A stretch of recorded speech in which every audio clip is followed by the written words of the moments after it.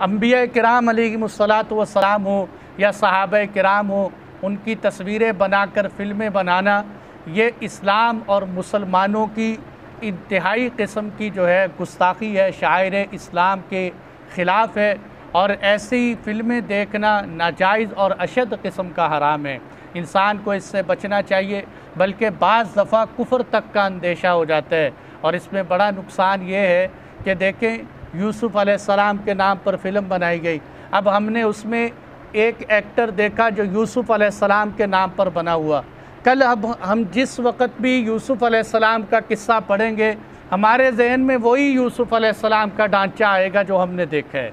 और उसमें ज़्यादातर वो लोग होते हैं जो आम मुसलमान भी नहीं होते, बल्कि वो गुलूकार अदाकार होते हैं जो गंदी फ़िल्मों का हिस्सा बनने वाले होते हैं, और वही अंबिया के नाम बनकर शक्लें बनाकर आ जाते हैं।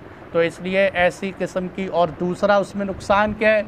नुकसान ये है कि उसमें असल कुरान के किस्से और तारीख़ हटाकर उसमें तब्दीलियाँ कर कर के लोगों को दिखाई जाती हैं। इसलिए इस तरह की फ़िल्मों से ख़ुद बचना और अपने औलादों को बचाना बहुत ज़रूरी है। और भाई किसी का कोई सवाल?